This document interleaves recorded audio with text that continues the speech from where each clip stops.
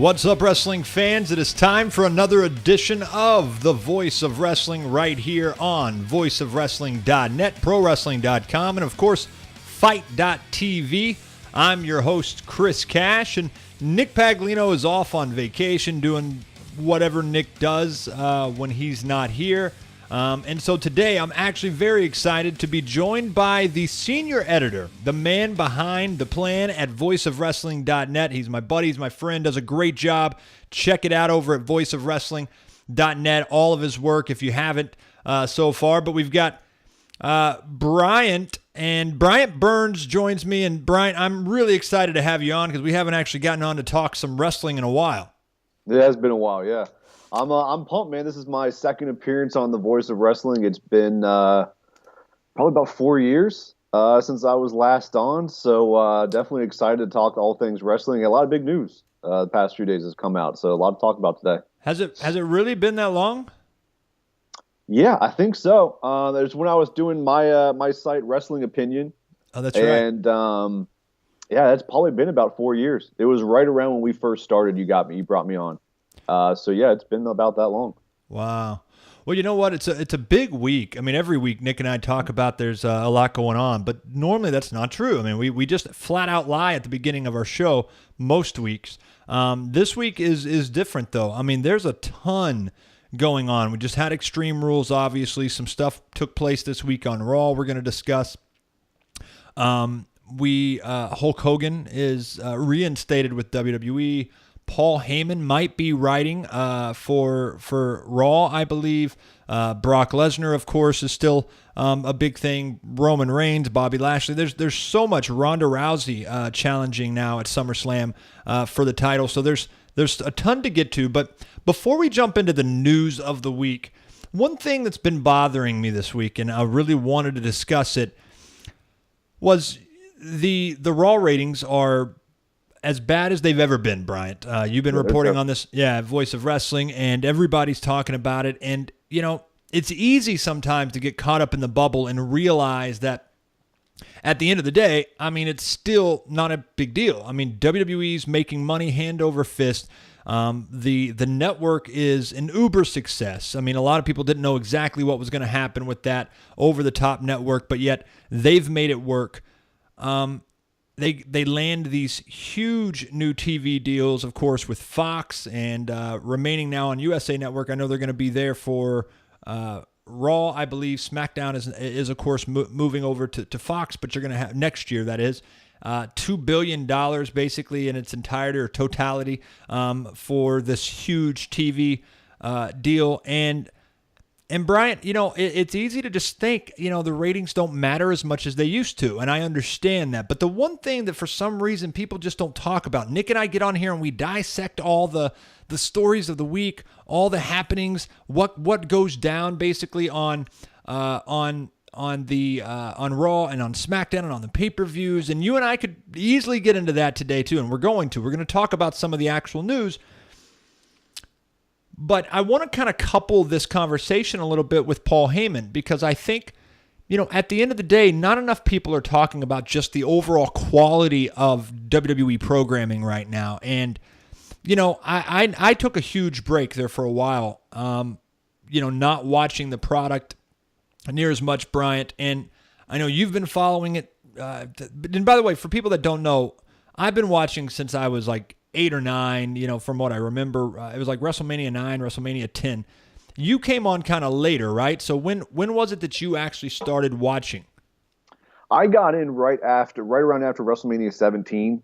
So it was during the Invasion, WCW versus WWE. So right out of the Attitude Era. I pretty much missed the entire Attitude Era. Came in for the Invasion, which I thought was fantastic. I've come to learn that most wrestling fans did not think that, but for the noob, it was amazing. But yeah, been a fan ever since. And yeah, I mean, the product, it's been getting worse and worse, which is certainly doesn't help the ratings. But that's when I got into it. Well, and I think, you know, you weren't, you know, if you didn't watch the Attitude Era live and the Monday Night Wars live and stuff, you you didn't really see what it was then. to compare the Invasion, and I think a lot of people were already kind of jaded by then. But the Invasion was still an exciting time for wrestling fans. I think though when they look back in hindsight now, I think it's easy to kind of criticize what the Invasion was because it didn't maybe last as long. It didn't really go in the direction that most people wanted. WWE and Vince McMahon specifically kind of killed it a little quicker than most people thought that he should have. And so I feel like it wasn't that bad when it was taking place. I mean, every week was still shock and awe what's going to happen. I think in hindsight now, it's a lot easier to criticize. But it's interesting that you came from that because I'm sure you've went back and watched plenty of shows, and so you kind of know what the Attitude Era was all about. But that was the highlight of pro wrestling fans, history for the most part. I mean, it was booming every time, and I always use these analogies. And when you walked down the mall, every kiosk, every store had WWE products and WCW products absolutely everywhere. It was T-shirts at the front of these T-shirt stores. Of course, WWE merch was just absolutely everywhere. NWO, DX. And so, I mean, it was. Nowadays, and of course, I would imagine that the PG era, I mean, kind of going back to PG is still really where people will sum up the timing of it, Bryant. But I feel like it's more than that because PG doesn't allow them to not do certain things. It doesn't, I mean, they can still be a little edgy if they want to. They could still make WWE RAW and SmackDown and the pay-per-views more entertaining through shock and awe, surprises, twists and turns and swerves. I mean, in a sense, that Vince Russo mentality, which I still think is underrated, and I think more and more people are probably going to be coming to appreciate that the more structured WWE gets. And they've got a formula now, Bryant, that, through the NXT, bringing people up through NXT the way they want. They're very seasoned by the time they ever hit Raw or SmackDown for the most part. But it's the entire WWE organization really seems like it's in this bubble right now, Bryant, that they are having a very tough time with very few exceptions. Very few things will pop up and you're like, man, I marked out for that hard. It was incredible. It surprised me. You still get those over the past 5, 6, 7, even almost a decade now, at least. You still get those moments, but they're further and they're few and further between. It seems like. What do you think? I mean, as far as the ratings now, I mean, when should Vince, when should Triple H, when should Stephanie, when should the high brass at WWE start getting? When should they start getting concerned? When should we start seeing some things? And then again, to kind of couple it with the news that Paul Heyman might actually be writing for Raw going forward, is that a telltale sign of some things to possibly come from a standpoint of some fresh faces, some fresh ideas, some new things that might just allow your 5 hours of normal WWE television every week between Raw and SmackDown to start getting a little bit more entertaining, because nobody seems to talk about this. You still have some things going on, but Brian, nobody is talking about how bad the ratings are and why that might be. I'm tired of all the excuses. Somebody needs to step up and just literally talk about how bad the product overall is. Most weeks, I mean, it's like it cures sleep apnea for me. I mean, I literally can fall asleep within the first hour of Raw or SmackDown like clockwork, and it gets a little old, and I hate it. There are some good things, Bryant, but what is going on? And do you think Paul Heyman might be any type of indication of what they might be looking to do going forward? Do you think it's a good sign? Maybe something's going to happen? Well, it's hard to say when the tipping point will be for Vince, because while ratings are at an all-time low right now, the business is arguably doing better than it ever has. That's the true. WWE stock price is at an all-time high. You were just talking about the network deals that they just signed.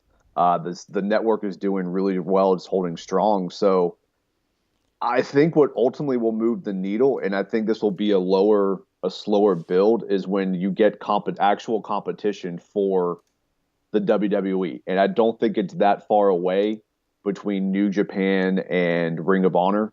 more so New Japan than Ring of Honor. I think New Japan is starting to make some inroads into the U.S. It's going to be a slow process, so it's going to be years down the road, but the ratings don't seem to really matter that much to Vince in the WWE. They're not really doing much to move that needle. In terms of Paul Heyman, it's intriguing. It's an intriguing notion, but it's one of those things. They have so many writers now. And the product, you mentioned Vince Russo. How is the product better when you had one or two guys writing the show versus now you have 25 or however many writers they have? That should be an indication maybe that having this many cooks in the kitchen doesn't work. And the product, the more writers they've added over the years, it seems like the product has gotten continually worse and less story driven. There's almost no real stories now. It's just these two guys are fighting and you can kind of figure out why. But it's weird that you have that many guys and no one can come up with a creative idea. Well, and that's a really good point, because I think, when you think about like Vince Russo back in the day, it was a situation where he was the guy. I mean, he was the only guy, and he was in Vince's ear the whole time. I mean, rarely would they even partner him up with one other person. He had full range to do what he wanted to do, and I felt like, there's some pros and cons of that. I mean, WWE's gotten too big now where the landscape probably doesn't allow one person. Although you could argue that wrestling was as big then as it is now. So I mean, there's a ton of new facets involved, nuances, different details. But at the end of the day, I mean, it's not that much bigger now. I mean, it may be a little more national, worldwide. Obviously, there's some differences. But yeah. I think as far as just viewing audience, same amount of hours for the most part, it really it wouldn't be a far cry to think that one or two key people could obviously do the job of writing Raw and writing SmackDown every week. Now, that being said, I know it's naive to think, Bryant, that Paul Heyman's going to come in and be given full reign by any stretch. It's hey, give us your ideas. We will filter them out the way that we filter out most. Now, they may have a little bit more respect for Paul's ideas than they do some of the lowly guys on the totem pole, but at the end of the day, it's still going through the same system that's been producing ultimately what most people are criticizing, including myself these days. And so I don't think Paul's going to make that big of a difference immediately, but I do think you could start seeing some potential upgrades in the writing because of his involvement, if they allow him to truly be involved. And clearly this day and age, used to, Vince would not allow TNA superstars or anybody created, any star created outside of his company to come over and shine. Now it feels like, that door's open. That's a completely different environment. And someone like Paul Heyman could potentially come in and actually have an impact and get his voice heard behind the scenes. So that part will have to be, we'll have to wait and see. The problem that I have, though, overall, is it just doesn't seem like, nothing they do moves the needle that much. And when you think that they're going to move the needle in one particular direction or another, they strip it away before you really ever get, before you really get your teeth kind of sunk into it. I mean, before, as a fan, it's one of those things where they seem like the status quo is so easy for them these days. They go through the motions. It's just two guys for the most part. Here's the feud you're going to have, and there's not a lot of promo match. It's really that simple these days, whereas the Attitude Era, and then, of course, when you even came in, I mean, every week, the backstage segments were elaborate, a lot more creative. They would take it outside of the arena oftentimes. I mean, it needs to get back to a point where they can start showing a different side of some of these characters that we can kind of believe in, because nothing seems to be thrown outside of the lines that they've been drawing for years now. They don't really want to I don't know if it's go out on a limb. I mean, I don't know if that's just, I mean, that seems like such a subtle thing to say. It's like, let's go out on a limb and try something unique to create a superstar. And it doesn't feel like they want to do that. And Nick and I have talked, and can you tell, Bryant, like, I'm curious to your thoughts. Nick and I have talked about this a couple of times. I look at NXT, right? And NXT almost feels like an entirely different company, different management group, different ownership. I mean, it does not feel like the same product that also comes from, Raw and SmackDown. It literally is on its own island over here. And I would imagine that most wrestling fans that are truly into it, and I don't even watch NXT as much as a lot of people do, clearly seem to think that it's a better product as a result. Do you feel that way? And why do you feel that? Like, why is it? Why would WWE allow NXT to shine that much brighter in most fans' eyes that at least can compare the two and watch both products religiously? Why do you think that they would allow NXT to shine more than they would their main two programs? That's a great question. I think NXT is where wrestling is today. Yeah, and exactly. The WWE is where wrestling was.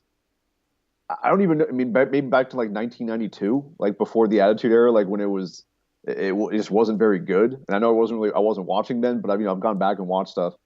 NXT, part of what makes NXT so great is the fact that they don't work the same schedule as the guys on the main roster.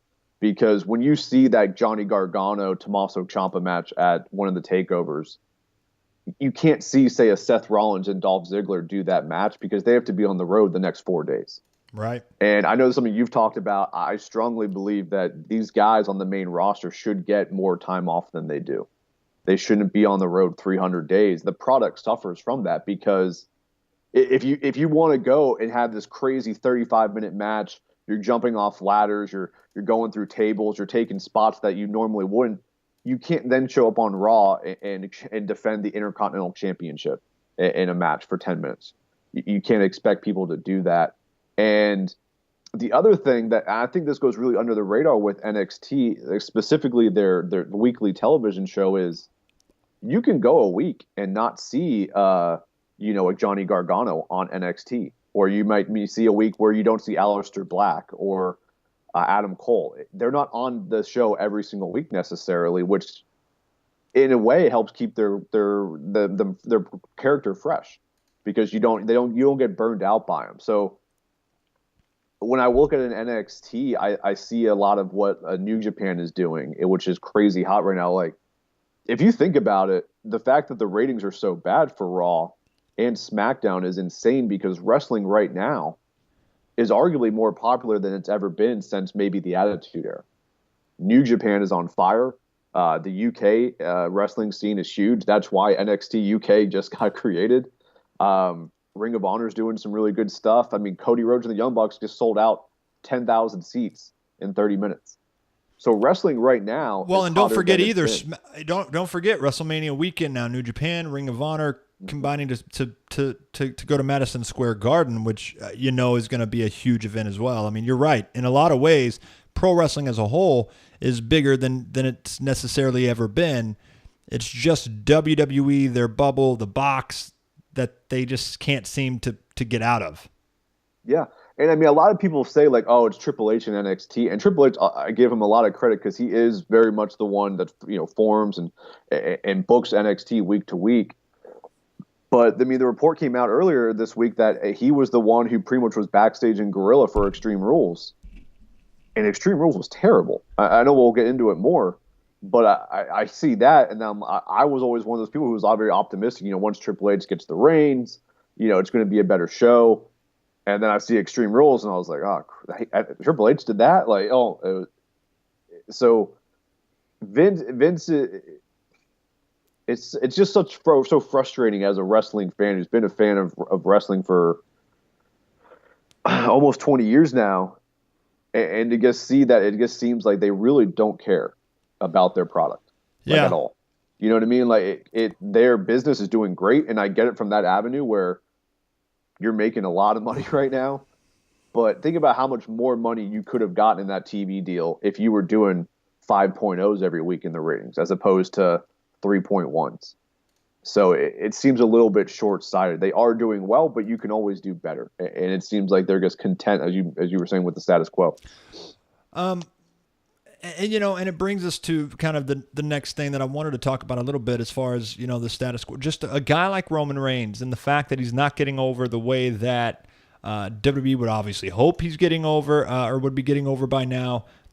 He's getting over. And I say that, somewhat cautiously, but I do think he's over. I think the fans are reacting to him. I think they love to hate on him, or there's still the small percentage that obviously, kind of the kids, the moms, that still enjoy him.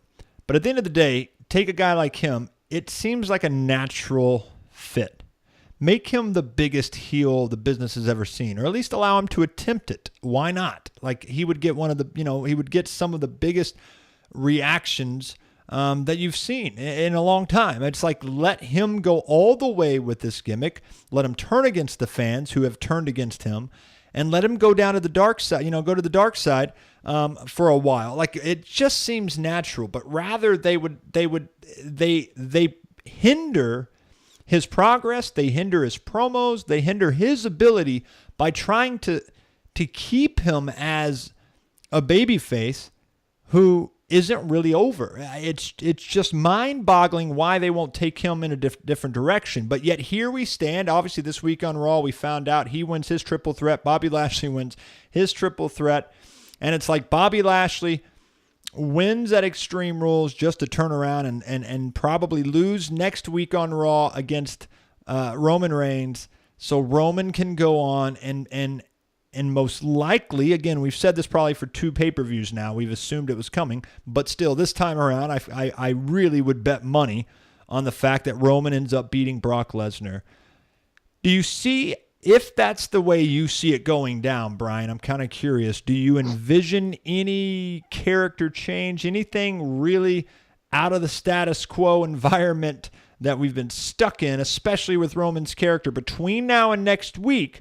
Or maybe not even next week, between now and SummerSlam, for example, that would suggest to you Roman's going to do anything different as he heads into that match with Brock and ultimately beats him? Sadly, no. It's frustrating because we were talking about this on the Voice of Wrestling Raw live stream the other night. If you look at the 4 biggest baby faces in the WWE's history, you have Hulk Hogan, Stone Cold Steve Austin, The Rock, and John Cena. Those are the biggest 4. I don't think anyone would debate you on that. Sure. Steve Austin was a heel that got over. The Rock was a heel that got over. And John Cena was a heel that got over. So why wouldn't you turn Roman Reigns heel? If you turn Roman Reigns heel, in 6 months he'll be the biggest babyface in the WWE. Literally. Because everyone loves to cheer the heels now. And I've heard them saying, like Triple H has said in interviews, and I think Vince, it's been rumored that Vince feels this way, that there's really no baby face and heels anymore, that everyone's just who they are, which clearly they don't believe that if you look at the booking of Roman Reigns. I'd agree with you. Once I saw how the triple threat matches unfolded, it was obvious it was going to be Roman and Bobby Lashley again. I can't imagine they're going to have have Roman Reigns lose to Bobby Lashley 2 times in a row. The only thing I can hope of is there's some sort of double DQ, double count out. Maybe Brock shows up and beats the crap out of both of them. So in his mind, he doesn't have an opponent kind of thing. They've done that before. So then maybe you get a triple threat at SummerSlam between Lashley, Roman, and Lesnar. But at this point, I just don't see them ever doing anything different with Roman. I think they're content with who he is. He gets a reaction, as you were saying, and that's what they care about the most, is if you get a reaction. I've been saying this for a long time. If fans really don't like Roman that much when you're there, get up and leave the arena when he's wrestling. And you'll kind of force Vince's hand at that point, because he's not going to have a half-empty arena during Roman Reigns' main event. So, and I hate it. I hate it for Roman in the sense that I know he's talented. I know that he's got a good look, and I know that that a lot of wrestling fans, especially new age wrestling fans, are kind of going in a direction of, and that's why they flock to NXT. That's why they flock to the Daniel Bryans and AJ Styles and all of that. And I get it, and I'm big fans of theirs as well. That being said, Roman Reigns has a place at the top of the card. Like, to me, he does. Absolutely. But in the same breath, I'll say that not where he's at right now. They just can't keep hanging him out there to dry. Like they've got to do something unique with him, and the only way that happens, in my mind, they are not going to do anything, no matter who he goes against, no matter who they pair him up with, no matter how many heroic events that he's a part of.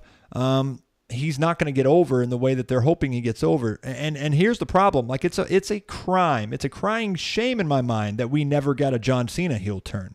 And now it wouldn't even matter if they did it really. I mean, they could if they want to at some point. I mean, it was at the tail end of Hulk Hogan's career when he rejuvenated it with the NWO. So I guess they could always, if John Cena ever comes back truly full time, they could maybe do that.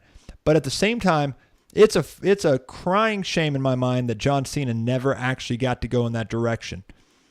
Roman Reigns is nowhere near where John Cena was as far as a superstar when, at least towards middle ways to the end of his big run before he's kind of been started taking some time off. But Roman Reigns, nobody's really looking for that big heel turn right now. Nobody's expecting that. I mean, some people have talked about it. Some people think, man, it would just be easier if he's a heel. But as far as like allowing him to truly turn, and it's not, and to me, it's like, don't go the old traditional way of turning somebody heel. Like, let it even be a gradual process. I mean, I think they've already kind of started the turn now if they would view it as such. It's like, some of his mannerisms, some of the ways that he interacts with the crowd, the way that he talks to him, the way that he talks back, like just throw one line and show some frustration. He's got enough reasons to be frustrated right now. He's lost everything meaningful in the past several months. He's supposed to be the guy. The fans are turning against him. There's so many reasons why Roman Reigns should be pissed off at the world. Let him tell that story. It does not seem difficult. And it starts making, is it stubbornness or is it incompetence? There's no way WWE can be incompetent enough to not see that that's the natural story that should be told. So it's stubbornness. It's Vince's and or Triple H's at this point. There's stubbornness that doesn't allow it. And it's unbelievable how hindering it is to the product that their stubbornness won't allow someone like Roman Reigns to truly elevate to the level that they want him to be at and that he deserves to be at this point, in my opinion, just because they have this screwed up notion that he can actually be the babyface they've envisioned him being for however long. I just don't get it. And so, yes, Bobby Lashley now, who's another problem in and of itself. Like, they haven't done a great job with Bobby. He's doing a little better. But he's not the best promo guy. He's not the best at telling these stories himself. And so, unfortunately, Bobby Lashley just isn't the guy to help get him over. And God forbid Bobby wins. Like, I don't see Bobby Lashley, Brock Lesnar as a draw in any way, shape, or form. They haven't told Bobby Lashley's MMA story. They haven't put him over as a Brock Lesnar, like a, 1A, 1B type since he's come over. Like, Bobby Lashley is not on the level of even Roman Reigns, much less Brock Lesnar. So Bobby Lashley, God forbid, wins this match and goes on to SummerSlam. Then I'm going to revert back to the possibility of incompetence, because that makes no sense to me. I love Bobby Lashley as a personal guy. I've known him for a long time. He's one of the nicest guys you'll ever meet and deserves every good thing that ever happens in his life. But as a wrestling fan, as a guy watching the product, not his fault, but he's not there. And I don't know that he's ever going to get there in WWE. Bryant, do you agree with that assessment, or do you think there's still a good chance for Bobby to rise to the point that he could have been at? But I mean, do you think that is there still something left to save in his run this time around? Yeah, I would actually disagree with you a little bit. His run hasn't been great since he's come back. It's been awful. I mean, the Sami Zayn thing was just weird. I don't know who was writing that. An obstacle course, for crying out loud. But, I mean, the Roman stuff, I mean, that was the one part of Extreme Rules that I'll say I was actually pleasantly surprised by, was the Roman-Bobby Lashley match. I mean, Bobby took that crazy bump over the top rope. Yep. That looked just vicious. I mean, there's no way that didn't hurt. But I see Bobby Lashley as a guy who could move into that Brock Lesnar role, but be there every single week. The key here is getting him a mouthpiece. Brock couldn't do it. There's certain guys who just can't talk, and that's fine. That's why you have managers. And if Brock's leaving and Paul Heyman is staying around, Why not do some sort of double switch? You've done it before with Heyman and Lesnar. Why not have Heyman help Bobby Lashley win? And then Paul Heyman just starts managing Bobby Lashley in the WWE. And then that's how you get him over, because he is a legitimate badass. Like, he can beat up anyone on that roster outside of maybe Brock Lesnar. And maybe he even could beat up Brock Lesnar. I doubt it, but maybe. So I see him as that guy who could be the heir apparent to Brock, giving that legitimate badass, but a guy who doesn't have to carry the title for 400 and some odd days, who doesn't have to show up once every 3 months, if that.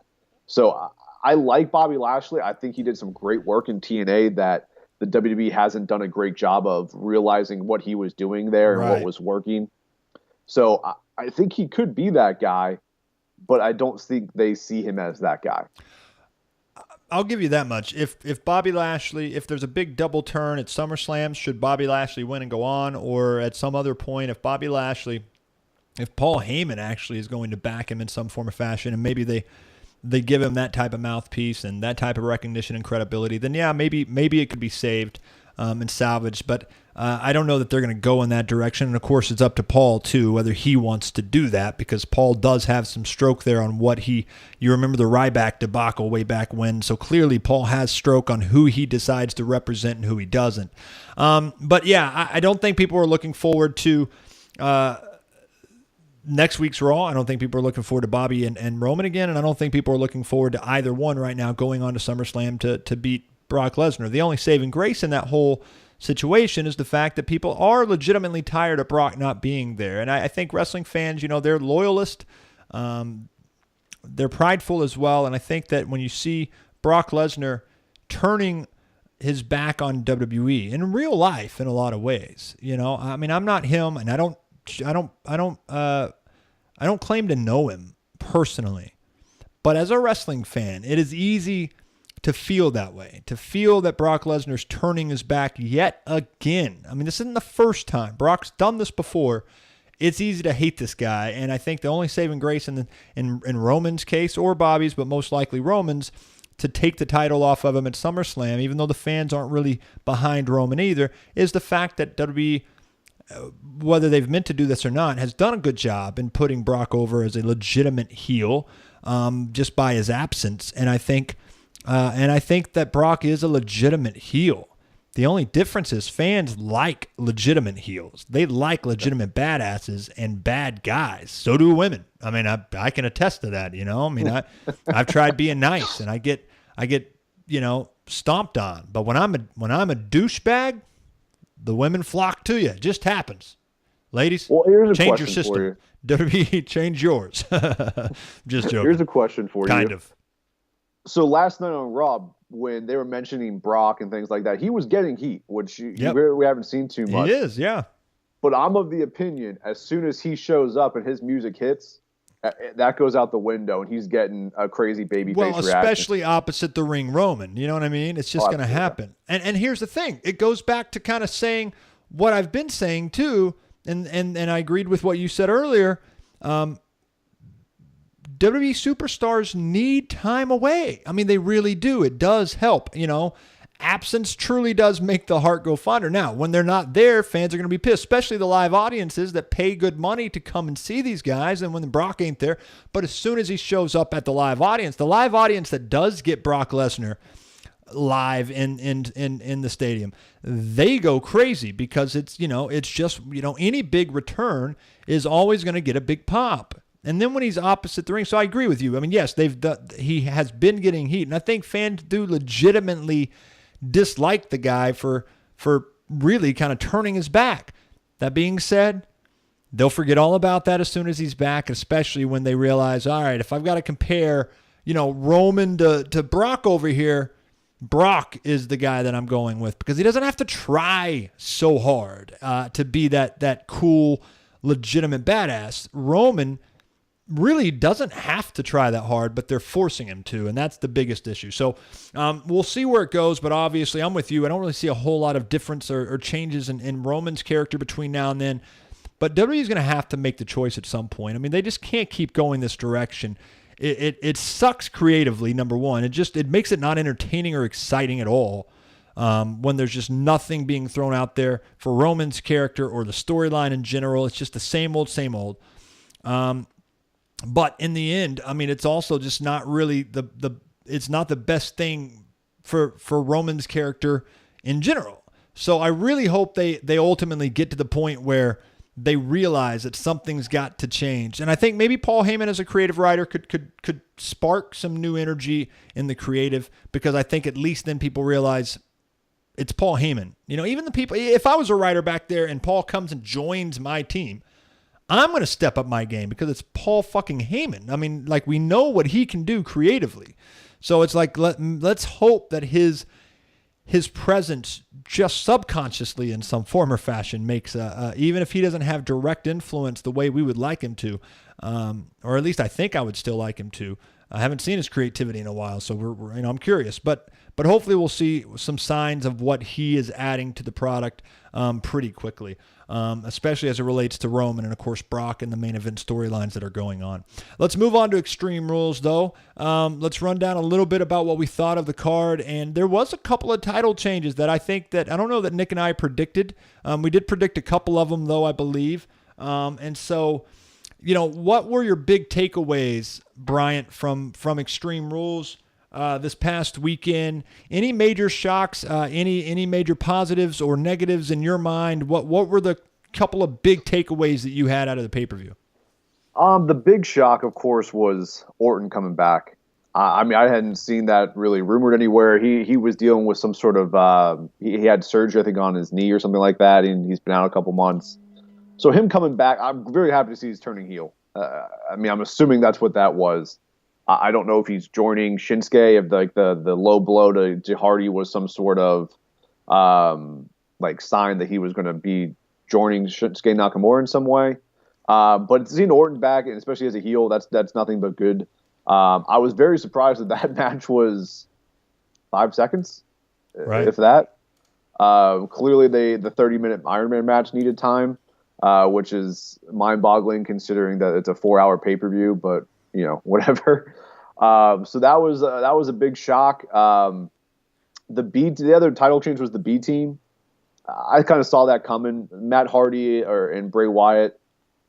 It's been okay. It's been fine. They just don't really have anybody to work with. And the B team's kind of like the hot team going forward. I think they're just going to hold that title until the Authors of Pain come in and take over that tag team division.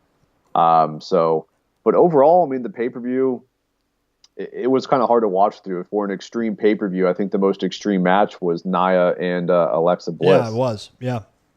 But, yeah, I mean, it goes hand in hand with the product. Like the pay-per-views are just kind of slowly getting more and more like it's just an extended version of Raw or SmackDown. What am I missing here on the pay-per-view? Remind me. AJ and Rusev put on a good match. Yeah, no, I thought it was good too. I think, one of the things, I mean, kind of talking about what you said, I actually loved Nakamura and the finish to that match with Jeff Hardy. I like him as a champion. I predicted him as a champion. I think Nakamura is one of those guys that he's people didn't see him as a heel. You know, I mean, you kind of just have these fixed characters over the SmackDown side, especially, that are internet darlings that either come over from TNA or Japan. Samoa Joe, AJ Styles, Nakamura, all these guys that you just picture them as a babyface because of the way they wrestle and their style and everything about them. The fact that they turned him to begin with, Bryant, really kind of surprised me. And I also, I think that he's great. Now, look, I mean, Nick and I kind of disagreed a little bit on AJ Styles versus that whole storyline and that feud about whether it was really as good as I thought it was. I mean, it's simple. It's been simple. Everything in WWE these days is simple. But I felt like Nakamura is again, and I hope they just keep taking it further. But I think Extreme Rules was kind of the type of stuff that I'm talking about. Like, you expect Jeff Hardy and Nakamura to go out there and have a good 20, 25-minute match, and then Nakamura comes out on top. You know, that allows for a babyface reaction, number one, a lot of the times. But it also, I mean, it's just standard. You know, I mean, it's just typical. Don't do typical anymore. Throw typical out the fucking window. Let's do some real shit here, you know? Like, that's my whole thought on everything. And so you're never probably going to get complaints from me when something like that happens. Nakamura hits the low blow, match starts, he's winning the match basically. Like, it's like you're not going to get a lot of complaints when they're trying some new things and they're saying, hey, you know what? A lot of fans aren't going to like this, but you're not supposed to like Nakamura. So that's great. Like, do that stuff, because I think it's character development that they're missing. And there's only so much development you can do with a 20-25 minute match. Therefore, let's allow these pay-per-views to further storylines or further the progress of an actual character.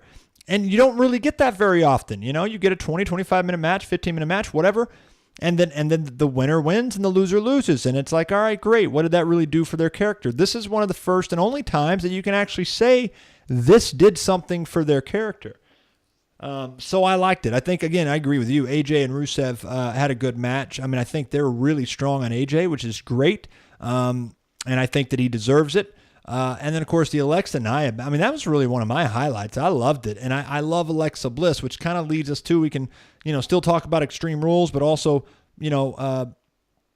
basically kind of pair it into to what's going on from Raw this week. We now heard about Ronda Rousey, who's still on a suspension, but now is going to come back to challenge for the Raw Women's Championship at SummerSlam. Bryant, I think people have kind of saw this could go in this direction, especially when Ronda held her own against Nia Jax in that first title match. There is no reason to worry about Ronda any longer as far as how she can handle herself. Like, to me, that's gone. There's still character development that needs to be done, and they got to tread lightly and not get too cocky with that part of her. But at the end of the day, she's going to be just fine. But I'm still kind of curious. I think we've all had in our mind the direction the WWE was ultimately going to go with Ronda Rousey. Ronda, Charlotte, most likely even. Maybe not most likely, but very likely headlining WrestleMania next year. Like, that makes sense. That seems like Charlotte and Ronda is the direction we've always felt they were going to go in. Since then, though, we were kind of surprised by Nia Jax, the title match there. I'm kind of surprised they haven't turned Natalya to give her some just food fodder, just something to kind of kill some time. Now we're right back into Alexa, and her challenging at SummerSlam for Alexa, which I understand it's SummerSlam, so I guess I'm not completely surprised, but I'm a little surprised by this move, Bryant. Was there rumblings of this? Were you surprised on Raw this week? And do you like the idea?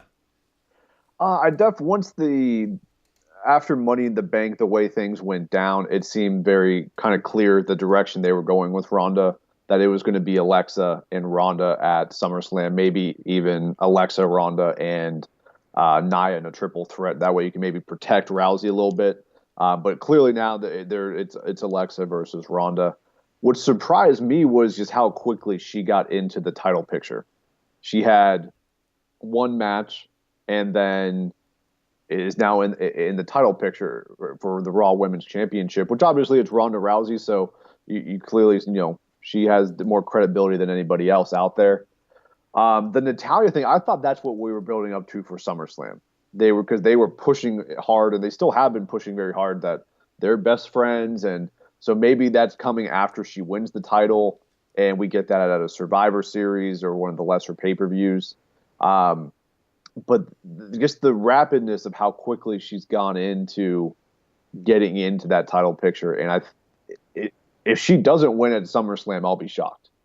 Because what it seems like what they're setting up now is Ronda will become the champion, hold that championship through WrestleMania, and Charlotte will win the Royal Rumble this year and then decide to challenge for the Raw Women's Championship. That seems like that's where they're going. Interesting, yeah. I don't see any other matches that make sense for Ronda Rousey at a WrestleMania. I know we're getting ahead of ourselves with talking about WrestleMania, but I don't see any other match that makes sense for her outside of like an Alexa Bliss, which we're getting that, in a month away.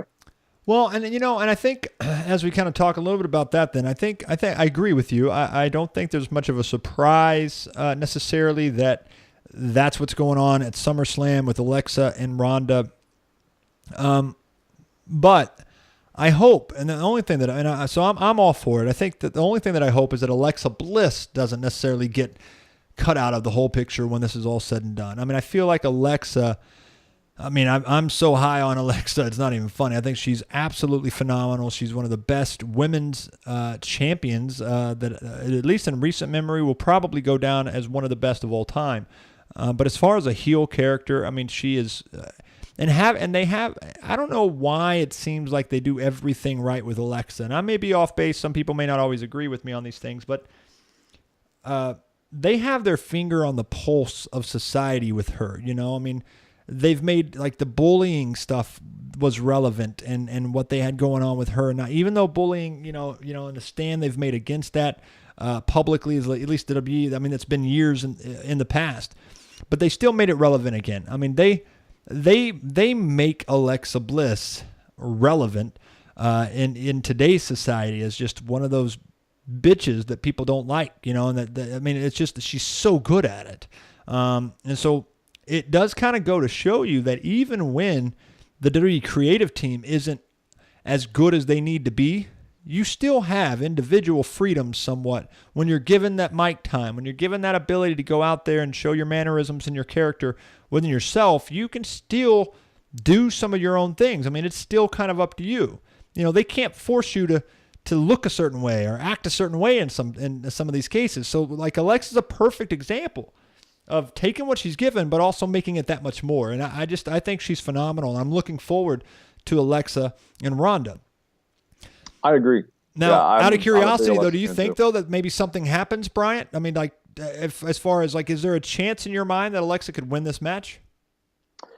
Yeah, certainly. I don't think that you have to have Rousey be undefeated. I mean, I think the report was that she signed 2 years, and that's great that we have Ronda Rousey for 2 years, but it doesn't mean we're going to have Ronda Rousey for 3 years or 4 years. True. So I don't want to see the women's division become Brock Lesnarized, right? Where good point. It's all about Ronda Rousey and nobody else, and that then as soon as she leaves, you're just left with a champion that you don't want, like a Roman Reigns, as an example.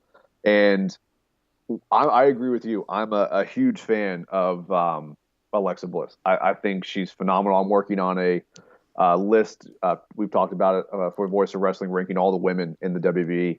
And she's very, very high on that list.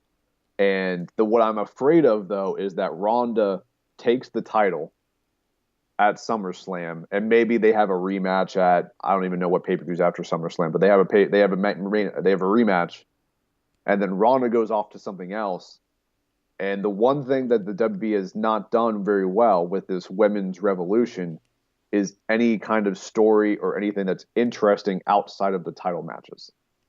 Yeah. And I'm afraid that if Ronda holds the title through SummerSlam, that leaves Alexa Bliss with very little to do. And she might lose a lot of the steam that she's built up. And then maybe a year from now, we're looking at her like a Sasha Banks, where we're just like, what are they doing? That's the biggest fear I have with Alexa Bliss moving forward if she does drop the title. But I think she has a good shot to keep it because she's the best heel probably on Raw right now. And yeah, I agree. I mean, men and women included. I think they've tried, obviously, some stuff as far as, you know, outside of the title picture. I mean, you can see that with some of the factions and groups that they create within the women's division. You see it with Sasha and Bayley, as bad as that is, as far as the acting. You do see them trying. But I agree with you. I mean, I think there really is no meaning outside of the title picture. And you made a fantastic point as far as, hey, you've got her for a couple of years, which makes it easy for you to kind of sit back and wait to make something happen with it. But in the end, that'll go by pretty fast, and it's like, hey, we don't know if we got a year 3 or year 4, so we need to make sure we at least utilize her to strengthen the division first and foremost, and then milk her for as much as we can as well, and hopefully they've got that mentality. And I don't think they've done it too bad so far. I definitely think, you know, Nia kind of got elevated shortly. I don't think it's going to last, and Alexa will be elevated with this to some degree. Someone like Natalya, if they do get to work that program, could be elevated to some degree. Obviously, Charlotte is kind of already up there in terms of the women, but someone like Charlotte and Asuka especially, I hope they do, which, you know, kind of leads us, I guess we can kind of run down some of the stuff. I think the rest of the card overall, we've talked a lot about the Roman Bobby stuff, so we don't necessarily need to talk about that as much. Beyond that, I guess, I mean, really, Extreme Rules, there wasn't a whole lot left. I mean, there's not a whole, I mean, the Randy Orton thing was definitely interesting. Turning him heel was good. We can talk a little bit about that. Where do you see Randy Orton right now as a heel in his future? I mean, maybe Randy, Jeff, and Hardy, like maybe they do something, at least for the next little bit. Is Randy going to get back into the title picture? Or do you think they kind of view him as somebody that just can help elevate some of these other guys right now without the title being involved? I see Randy as an upper mid-card guy.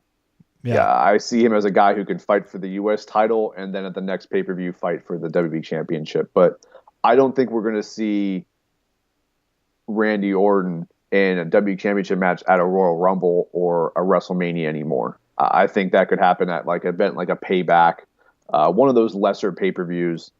As a heel, I mean, there's not too many guys on SmackDown I can really feel like I want to see Randy Orton work with. Like, I don't want to see him work with Daniel Bryan again. We've seen that pretty extensively.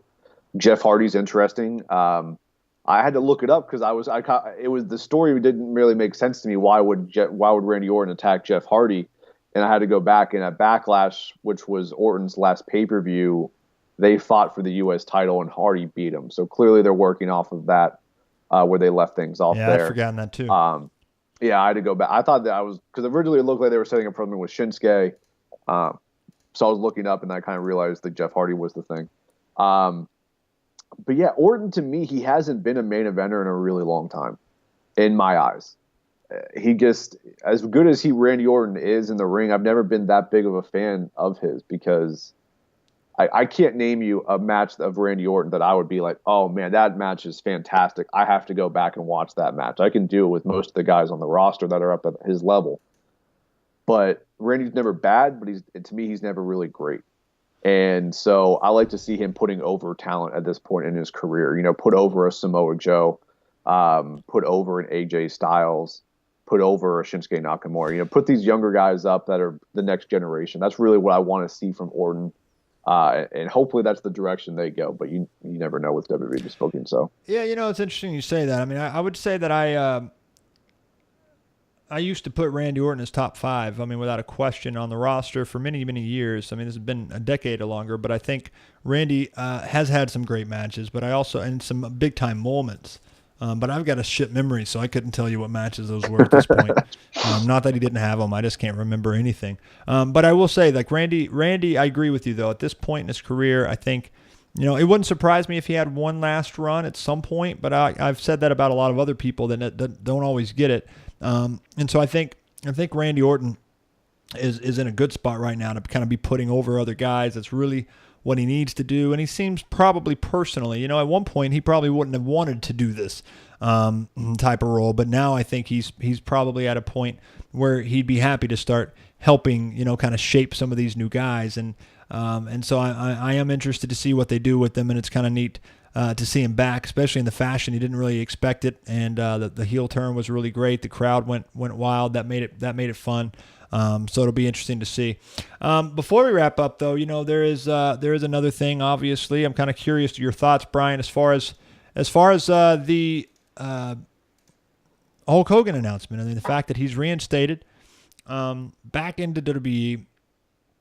Just before we really talk about it now, what did you think about it when it happened? I mean, what was it something that you felt was deserved? I mean, were you pissed about it? Were you surprised that they went to that level or that extreme after the tape came out and the comments that we heard, all of the stuff? Were you surprised by it? Pissed? I mean, what did you think when it actually happened?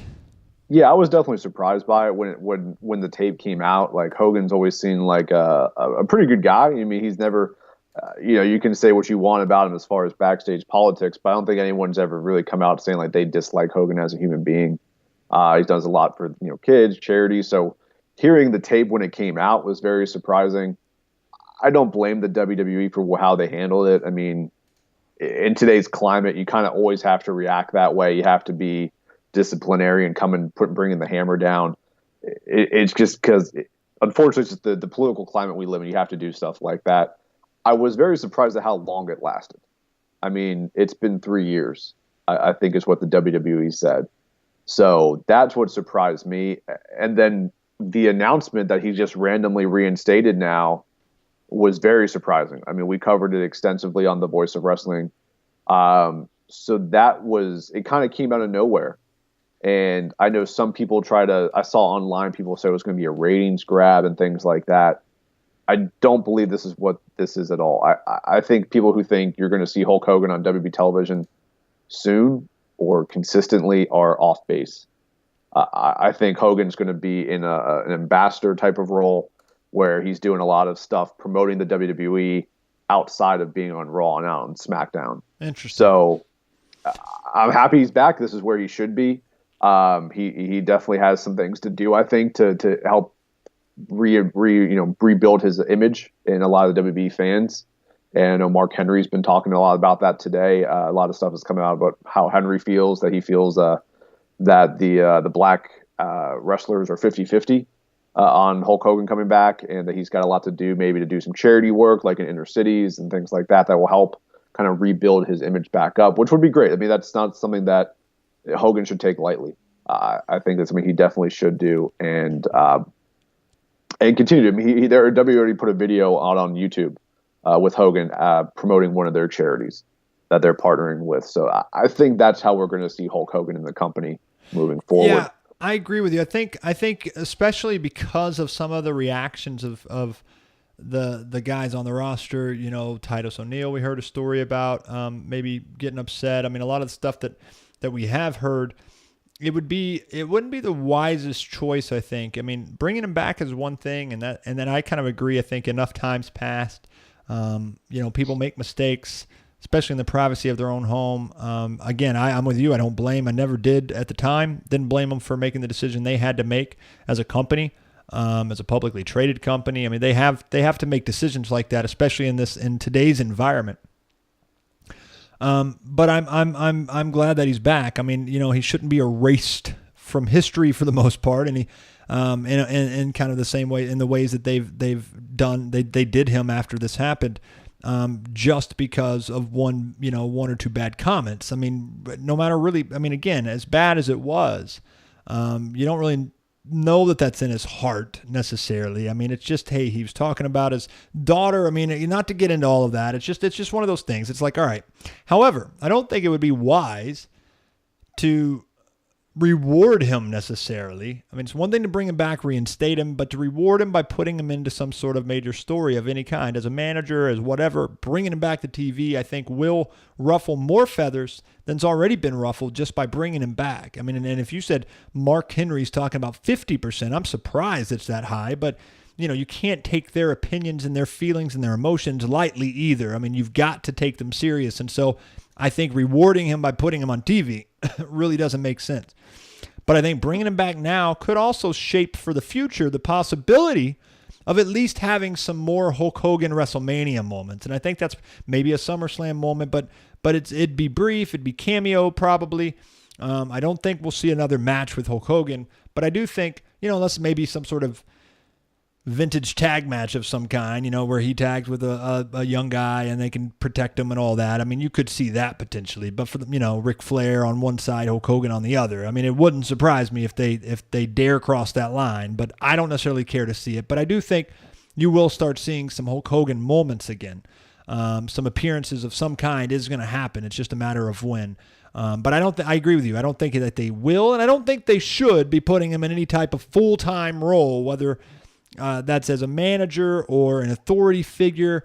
I don't want to hear Hulk Hogan every week saying his same old catchphrases these days. I just don't want to see that. So it's good though that he's back, and and I think it's good for the business. It's good for the history of the business, and it'll be nice to see him more on the WWE Network. Of course, that's another part of it. Bringing him back into the fold allows him to be part of some of the exclusive footage and some of the content that they can put on the network. So I'm thrilled about that part only. But you can't take what your actual current full-time roster says and feels about it. You can't dismiss it. You've got to take that serious as well. And if there's that many people that have an issue with him being there to begin with, then I think that you've got to at least listen to that and give it some more time before you start utilizing him too much.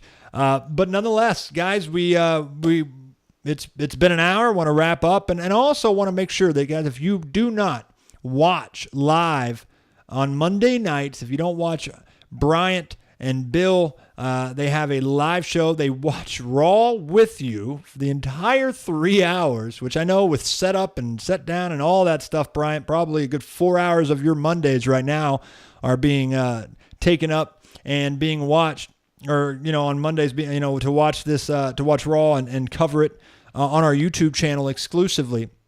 Go to YouTube and search for Voice of Wrestling. If you haven't, please subscribe to our channel and make sure you watch live on Monday nights. Get in there and interact on the actual video and the feed. If you're typing messages, it'll show up on the actual video. And of course, Bryant and Bill are very interactive. I mean, it's a fully interactive show where they communicate with you guys and answer all your questions, and your comments and everything are put out there for everybody else. So it's a really cool thing, and it's growing. It's only been around 2 or 3 months, and now it's starting to grow. We're getting more people in every single week. So make sure, go to Voice of Wrestling on YouTube, subscribe to our channel, hit the little bell up there as well to get the notifications, and watch Raw with Bryant and Bill from voiceofwrestling.net every single Monday night. Bryant, before we go, man, any closing words, any final thoughts? The only other thing would be, as you mentioned, definitely check us out, with the Raw live stream. The more of you that are there, the more entertaining it is for us, because, frankly, Raw is not very entertaining, so we need something else to entertain us. True. Definitely, every week we do a little tournament to crown a Voice of Wrestling champion. Sweet. We do different trivia question things like that. Every week has a theme. Like this week we did Hulk Hogan. The week before we did Brock Lesnar. It's fun. Wrestling's fun when you're watching with people. That's the whole idea of the show, is just to watch it together, interact with one another. So definitely check that out. And that's all I got this week. Nick Paglino will be back next week right here on the Voice of Wrestling, as will I. Make sure you check out voiceofwrestling.net. Bryant and the guys do amazing work over there covering the news. Of course, you can find VLW archives. You can find opinions as well, editorials and stuff. So make sure you check out voiceofwrestling.net, prowrestling.com for all your daily news and all the behind-the-scenes stuff that's going on in pro wrestling. And, of course, fight.tv, F-I-T-E, fight.tv, and download their app. However, for Bryant Burns and, of course, Nick Paglino, who's not here, I am Chris Cash. This has been the Voice of Wrestling. We appreciate you checking us out, and we'll see you next week.